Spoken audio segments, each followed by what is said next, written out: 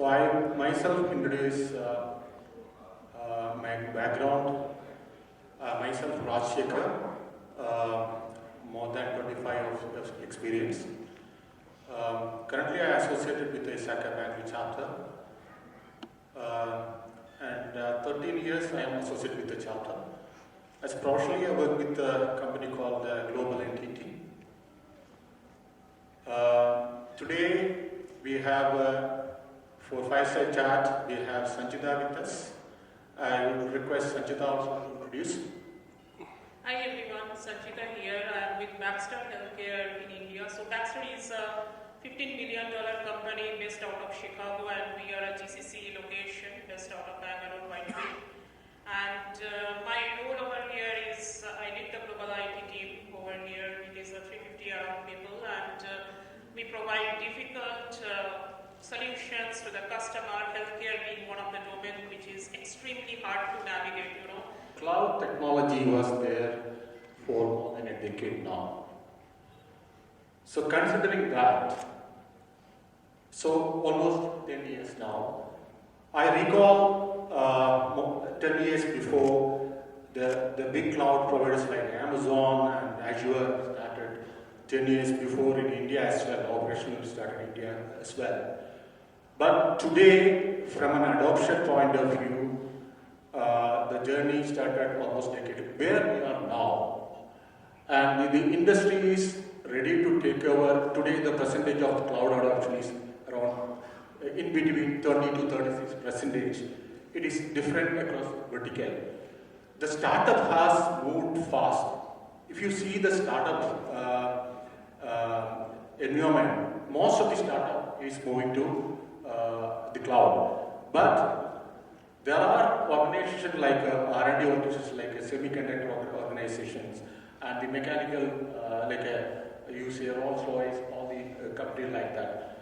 And in the medicine where you are coming from, where we are now in terms of the cloud adoption? Yeah, I think before I start off, how many of you are on the cloud as an enterprise? Everyone has some bit, whether it is a SaaS, PaaS, whatever the form we want to call, everyone I think is on cloud. So let me give a perspective. I think we are talking about the cloud adoption, but to me, we have been on the cloud always, right? If you just go back a decade, and we have been using Salesforce, we have been using Workday as an inter-solution, we have been using a lot of different SaaS products in a way which have been on the cloud. And now we are talking about that how we can move from your data center based model to your cloud. At this point, if I really see the statistics, it is the digital transformation is $1 trillion business overall globally, and that 50% of the spend goes into the cloud, and on top of that, 50% of the enterprise today are on the cloud in some form or the other. And definitely, I think the way it is coming out by 2025 or so, we will be 80% on the cloud. So I don't think at this point of time that cloud is more of like a discretion. It has become a more part of your DNA that you have to move, you have to go. And let me bring a little context as well that how the things are moving. Pre-COVID and post-COVID. So pre-COVID, you still had probably an understanding that, okay, I have my data center, whether I want to keep it, I want to move to the cloud, it was more of like a discretionary model.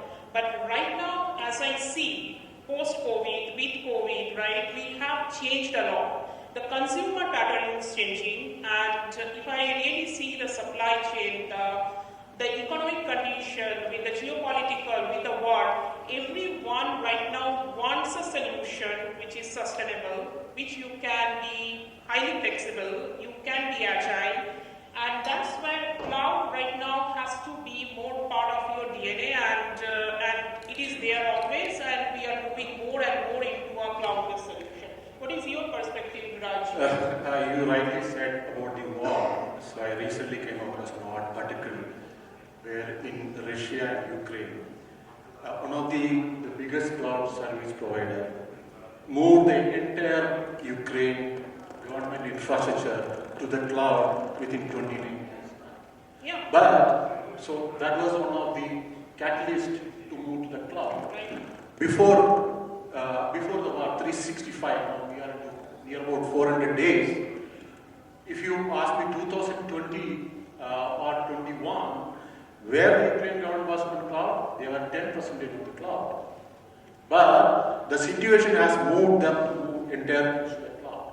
So the similar way, if you see from India government point of view, we have started GI cloud. How many of them GI cloud? How many of them GI cloud? Yeah. Are we using directly or indirectly? Yes, we use the DG box which government is giving. That is a GI cloud. Today it is called 𝐒𝐚𝐧𝐠𝐫𝐢. So you know 𝐒𝐚𝐧𝐠? So 𝐒𝐚𝐳 is a town. Which place? It's in Gujarat. Okay, so the name they renamed to 𝐒𝐚𝐳. It was GI cloud.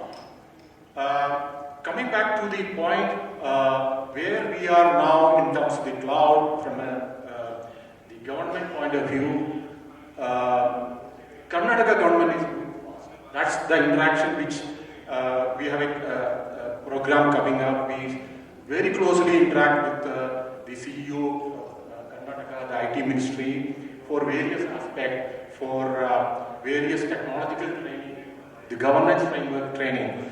So they are moving fast into the adoption of the cloud. Some portion of the GA cloud they are using. That's my understanding with the interaction with the various officials there. The 𝐒𝐚𝐳𝐠 cloud have 20 vendors. So there is no vendor lock-in assets when you go for a government cloud. So there is plethora of service provider behind that 𝐒𝐚𝐳𝐠 cloud.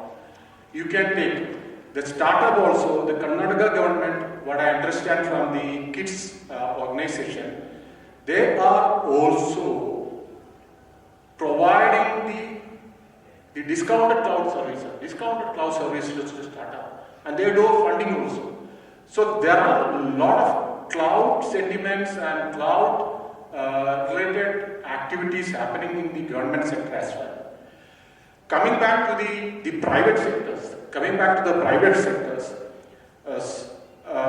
cloud adoption is going fast. The reason being, what are the challenges which I should not go to the cloud? The number one, okay, I have a data center which I built for probably in Indian rupees 10 crores or 5 crores, it depends on the tier 1 or a tier 2 or a tier 3 data centers. But that is the number one adoption issue comes when we go for a ROI, when you go for ROI analysis. The first thing will come, I have a data center which I invested 100 crores or 10 crores, whatever it may be, the size of the business. Should I go to the cloud? What is the impact of the security when I move to the cloud? These are the key challenges which will cover in the coming next couple of minutes. Yeah, so I think, again, coming back to the point, right, to me, the world is changing, the consumer behavior is changing, the ecosystem is changing, the sustainability of the organization is becoming extremely important. So cloud and your technology is becoming a building block. We heard about Web3, we heard about metaverse and everything. So you really cannot implement that technology with the agility that you want to without a cloud backbone to be in place, right? Because your data center definitely cannot scale up in the way that you want to. So this is becoming more of like a building block that you have to build into your system, into your DNA, into your organization to scale up. But yes, there are definitely different areas that you have to evaluate, and most importantly, cloud as a solution today has to be looked into by your stakeholder, but by your business partner as a solution, right? So it is no more a technology as a solution, it is a business as a solution, right? So that is a mindset change which is happening. And then coming back to the point, probably I would like to hear from you, Raj, that there are, first of all, we are talking about a single cloud, multi-cloud, hybrid cloud, different cloud models, right? That is is number one. And the second is like, we have so many vendors in the place, different cloud providers. So how do you think that you manage between your different cloud providers, your multi-cloud environment or a single cloud? How do you typically will look into that strategy and try to see that how the solution should be built on? Okay, I will give an example. Say for example, you have a sales application, in-house sales applications. You have the web interface, you have an app as well, and you have an native client as well. So the multi-cloud option, it is from a business continuity point of view. Is it for the agility? Yes. Is it for business continuity? Yes. Is it for disaster recovery? Yes. Overall, when you architect the multi-cloud strategy, you should have a solid cloud security framework.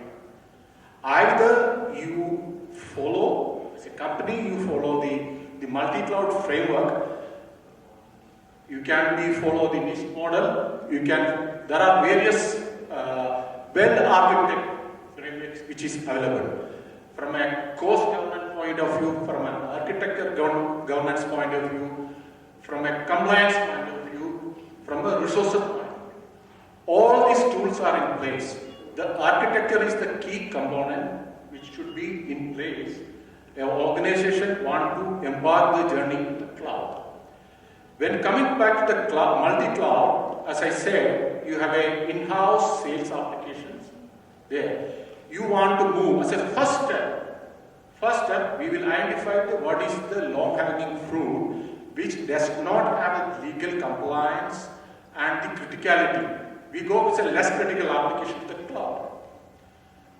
So, coming back to the sales application platform, we have a different types of architecture. Say, for example, we have a storage, you have a compute, you have AI mechanism, you have monitoring solutions.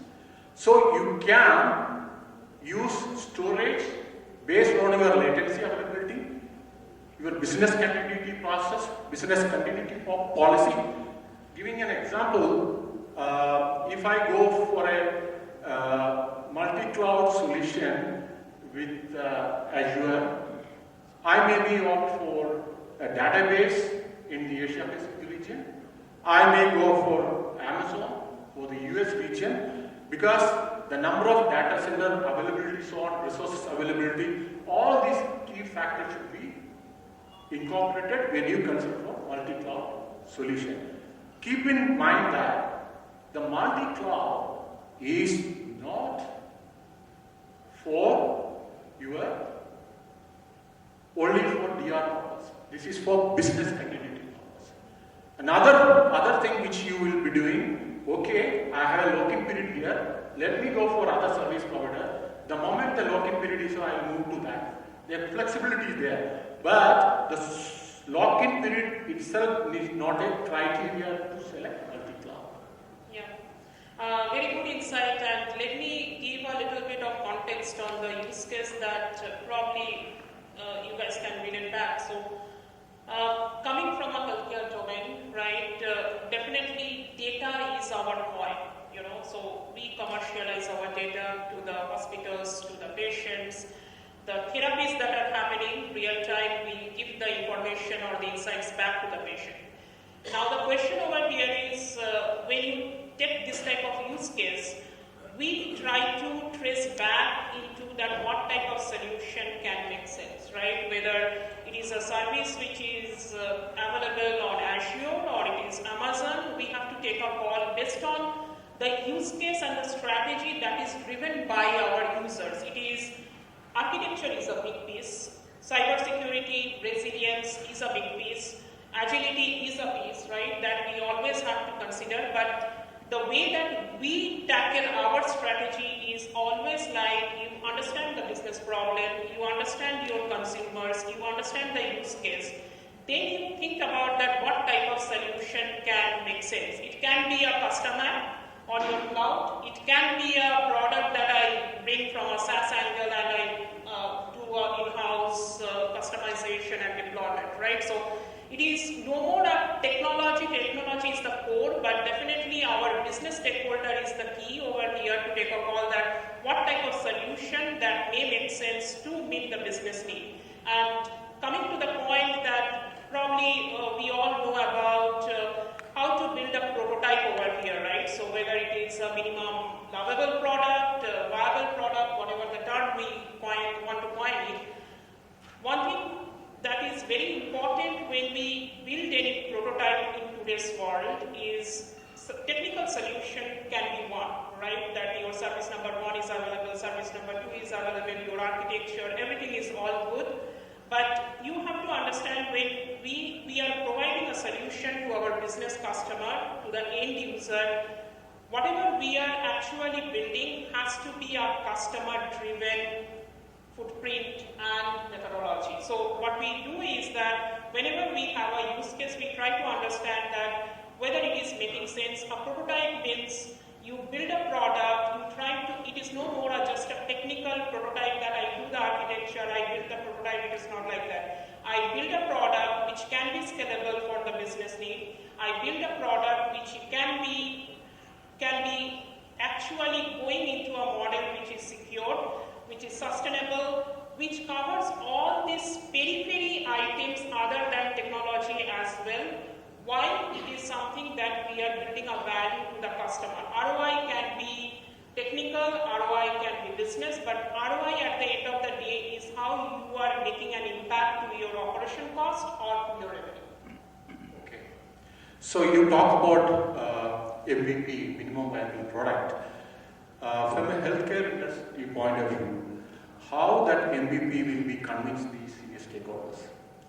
So again, I think as I highlighted, the MVP or a minimum prototype that whenever we try to build, it can be an in-house cloud developed product, it can be a custom product that we are building with a different solution, it can be a product we are buying from outside also, right? But at the end of the day, it is how I can make a time to market for the solution in the faster, in the easier way, in a scalable way, in an agile way, in a secured way, and it is affordable as well, because cost is becoming one of the most important parameters that we have to understand, right? That whenever we are building a solution, we always need to think about whether I can flex up and down into my solution. For example, I want to actually roll out for 1,000 more. So Sanchita, what about the cost factors? So cost factors, what I said, experience one of the cloud service provider, a 4-bit machine with 60 GB RAM. Right. The cloud service provider will recover the cost within 1 lakh, near about 1 year, 6 months. Right. But if you host the same thing in our co-location or a data center, that server will run for 5 years. If you see the graph, when you purchase the capex, the cost is high. So when you go for a cloud, the cost is low. So we go with pay-as-use basis. Right. Then we later on realize that, okay, pay-as-use basis is little costly for us. Let most of the reserved instead. Okay. So in that way, the analysis show that within 3 years, the pay-as-grow cross the on-prem data. How are you going to justify this stakeholders? The 3 year you're going to grow the ROI? Well, there are different parameters I think we need to consider over here, right? So it is not just that you build a solution, the data consumption, because whatever that you are paying, primarily it is about the data consumption, right? Because you get a high traffic, you pay more, and we do not govern the process. The most important part that I have seen, and it is from our experience as well, that we build instances, we let it open, on the Amazon, and after that, after 2 years, we figured out that we are spending a lot of money. And that time we went back, we tried to understand exactly what I need to actually keep on operating, what I need to do a shutdown for the services, right? Because we enterprises, typically we go for all the services at the very beginning because we think that those are the best in the world. So and you mean to say that distributed architecture you adopted? Distributed architecture, and more than that, it is you have to have a very, very strong in the backbone of your system, because you buy, right? After that, you let it open, you keep it like that, and you do not govern it. That's where majority of the cost is coming in. If you do your monitoring well, if you do your governance well, if you do your forecasting well, we have seen that it can do wonders in how you can manage a cloud environment most optimally. Okay. So you mean to say we should continuously monitoring the resources usage? Absolutely, that is a part of your DevOps process should be, and more you can do the automation, because we have built on a lot of automation on the monitoring, right? So we heard about RPA, we are a big RPA house, we have done a lot of intelligent automation across the board, and we have seen that with all this, we actually could govern and monitor the system pretty well. That has taken down our cost, much more better. And what we do typically, we govern the cost, we govern everything, we have an enterprise architecture board as well.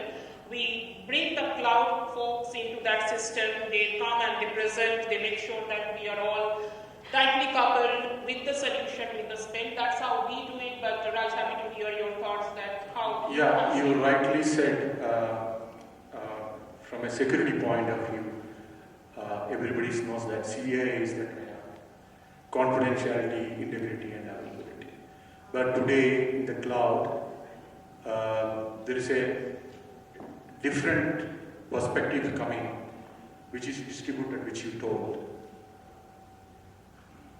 Then immutable. Then ephemeral. If you map DIE and CIA, the distributed is availability. It is going to take availability of the services, the business process. And immutable, which is going to take care of the integrity. So what is distributed? That's why we talk about multi-cloud computing. The DI model is the key here, but from an information security point of view, when you talk about the cloud information security governance, when you see the cloud security tools, which are the three tools? The three tools will be auditing tools, the monitoring tools, correct? Then the security baseline tools. These are the three tools coming in the cloud. So DIE model is the best model, which considering the current threat landscape of the cloud. If you see the various studies, going to cloud is good. But if you see the Palo Alto, the latest report, the Palo Alto latest report says 50% of the S3 bucket or the various the storage is open to the public and without proper authentication. So DIE model is very important. The DIE model will ensure that the ephemeral model, how the ephemeral model is going to work. You have now the infrastructure as a code. You need to build a code in case you have incident reported. In case you have an incident reported, your infrastructure as a code should trigger your environment, is shut down the server and bring a new server with a different image. So that is the mechanism we should adopt for fully security cloud. So I believe that most of the people in the audience know that the Netflix. The Netflix is in the cloud domain for the last probably they are there few decades. So I have a privilege to work with them in my previous engagement, working very closely. That time we were trying to connect with their infrastructure, VPN connectivity. Probably if the time permitted, we will talk about the VPN aspect and the latest cloud aspect as well. The Netflix is the same thing, the DIA model. The DIA model, the distributed architecture. They have a mechanism to kill their infra randomly and ensure that it comes back with their RTO and RTO. I know all the business community present here. The RTO and RPO is decided at the business level. And the entire cloud infrastructure should maintain the RTO and RPO level. The MBO for the cloud-based level. Right. Yeah. And how about Agile and DevOps? Because I have seen the mindset always, right, that when probably you are going to a cloud, you are getting locked to a vendor, right? Now, in that model, probably it becomes extremely difficult for your enterprise as an organization, right? That you still keep on implementing DevOps and you work in a model of Agile. So, Raj, from your organization, since that you are working with different clients, right? I can give from more of like an enterprise that I belong to, but since you are working with different clients, how you have seen that Agile and DevOps and cloud, and with all the changes and the transformation of the technology that is happening, on top of the cloud, because I always say cloud is a building block, how that is actually covering the system and how you are rolling it out to your clients. Based on the past few years experience on the Agile and what we discussed about the minimum viable product, when we roll out a product to a third party for a client or a customer, normally we follow the storage points where we follow the safe product also, safe agile mechanism also. The DevOps and the CI/CD pipeline is fully integrated. If you see the latest SolarWind breaches, the SolarWind breaches, when we come to CI/CD pipeline, if you work in a ODC model, what is ODC model is that you have the key development and you have a couple of other development things you outsource to Tier 1, Tier 3 kind of service provider and working in an embassy model. Probably the 100 guys or 300 guys working from their office and trying to access your infra remotely. So they will be also using this CI/CD model or the DevOps model. And the Agile model with the Kanban board will help to give a complete visibility for the cloud platform and cloud product guys. So in all this model, the security is a key aspect which we were talking in the beginning. Initially, we were trying to. This is the experience which I am sharing in the previous assignments. What is that when we have an embassy model, you have a CAD tools or you have business tools. The developers or the architects connect from remotely. So we have a landing zone there. Then from the landing zone, you are coming to your core infra. And having the CI/CD pipeline using your own developer team and working with an embassy team is a big challenge. Right. The reason being the tool like it probably for SharePoint or using Jira, probably easy method to do that. But if you are into a tool like CAP, like Synopsys or something, it's a really big challenge to implement CI/CD pipeline in a multi-development environment. Yeah, let me share my perspectives over here. So, Agile DevOps to me is always a mindset, right? It is a combination of your people, process, and technology. So until and unless you actually cover your people and processes well, whatever the technology, whatever the tool set that you bring on, it can never be a success. So what we have seen that typically with a technology background, when you bring the developers, when you bring the technologies, they jump into the tool set, they jump into that I want to enable this service, that service, I want to experiment on this. And the innovation goes around your ecosystem of the technology. But actual innovation can only happen that when you do a change management of your people and the processes, because that's extremely important for a success on any sort of transformation, whether we are talking about cloud with the integration of CI/CD pipeline. So that is the biggest thing that we have to bring on, that how you educate your people, how you do the internal change management of the organization, so that your DevOps as a practice becomes successful in the organization. So Sanchita, you said about the development team. Yeah. So we talked about the MVP initial beginning. So a company in the initial stage of implementing the cloud, once the POC is done, what is the next step the guy should do? So most important part, again, I come back to the very foundation and the fundamental basics that we run as an organization, and this is a change that we are bringing in the organization. Try to understand your stakeholder well.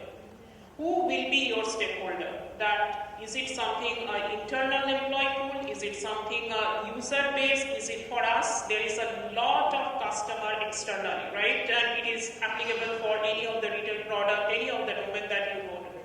And we are in a zone where we do not have any luxury of anything that, it is a patient community that we serve to. It is save and sustain lives. So in the save and sustain lives, we really don't have the luxury that, we can have any experimentation onto that platform. So whatever we build has to be super clear that what we are providing back to our patients and the consumers. So once you prototype or any product that you are building on, try to understand the bigger scope, that what exactly is the end need of the product, and then try to overlay that need into your prototype. So your prototype should be a self-sustaining model by itself. So I am building 3 features, basic and fundamental, foundational one that we want to bring on, but once you are trying to scale up that product for your end customer, it has to be pretty solid because your process has to be let down. Again, my emphasis right now will be that always think about the people, process, and the user and the consumer first. Then you try to bring on your technology. That's where the success depends, how you can embed a technology, cloud, DevOps, Agile all together in the system. Oh, you back to basics, PPT. Okay. So probably times up before closing this. Yeah, I think probably I have one probably last insight and question. We all talk about today about cyber attack, and with so many different things going on. One of the most important factor which is coming, that how you ensure in a multi-cloud, multi-vendor environment that you are secure, right? Because security, any sort of, governance is not there, any mismatch which is happening that your organization is looking for, your vendor is providing, or probably if it is not tightly coupled in a way, then you come into a big problem. We have gone into different areas, where we have seen the threat of the security which is coming in. So before I share my insight, probably Raj, from your side, given that you are in the cybersecurity domain, that how you think that the fundamentals, basics of the cybersecurity will be in a multi-vendor, multi-cloud environment? We call this cyber hygiene. This hygiene will remain same, whether it is a one-room flat or a big apartment. The basic hygiene should be there. The basic hygiene will start with your assets, whether it is a physical assets, whether it is a logical assets.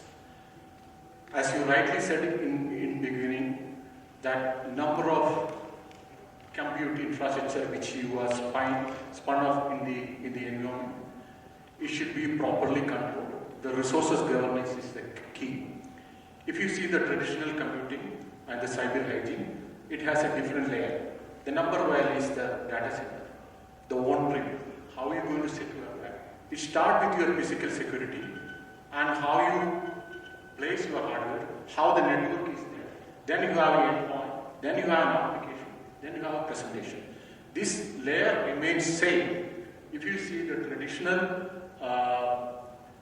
the responsibility, we probably you can call as a RASI chat, where the responsibility, accountability and informed. The client has still the responsibility, whether it's a BAS or a IAS or a SaaS model. The client, the senior stakeholders is still responsible for their data, still responsible for their process. You can't, from a risk management point of view, you may say, I will mitigate the risk, I will transfer to XYZ service provider. No, you can't transfer the responsibility of your operation, but you can't transfer the responsibility of your governance. So that's why the framework like a COVID, the digital strikes policy, which we are working on that. Today, the digital trust is the basic thing, digital trust in the transaction, interaction, and the payment. You take any of the example, these three key elements should be there. If any of these three transaction, interaction, and the payment, if any of the things are faltered anyway, you lose the confidence with your client and your customer. Yeah, absolutely. And let me share our experience and probably our lessons learned in our journey. So, what we have done is typically we buy a product, right? We do our due diligence at that point of time about the cyber security. We do have a very robust Q&A. We make sure that we are covering all the aspects of the organization and the platform that we are building and buying. Then after that, we always have to go for a recertification, and that span between your due diligence and the recertification, probably there can be a gap of 2 years. And that's where the majority of the fall happens.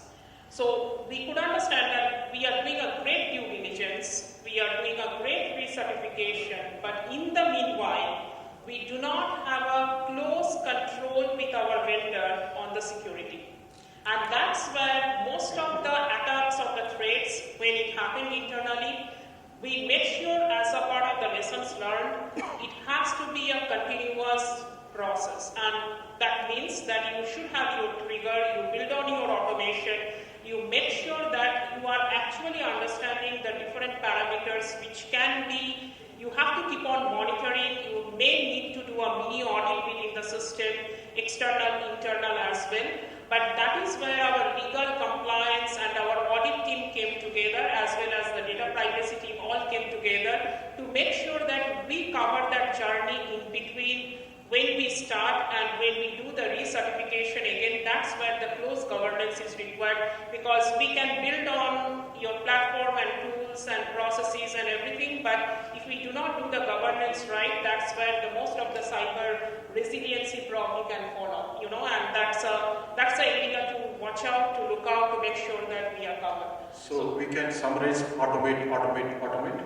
Almost, everything can be automated if we are on the right track, and certain manual interventions are needed, but automation also can be equally hands-on with the manual interventions. That is something that we have seen, and we have gone a long way into the automation of many things, whether it is AIOps, DevOps, DevSecOps, so our pipelines are pretty automated in the way that we can.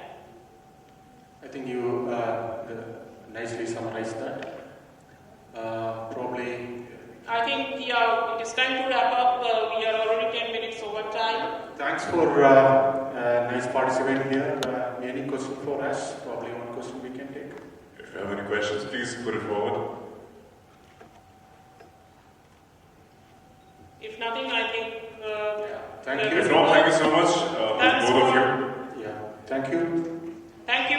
Yeah. Thank you. Mr. Rajasekharan and Sanchita, Basu, please put your hands together for them. Thank you so much, both of you.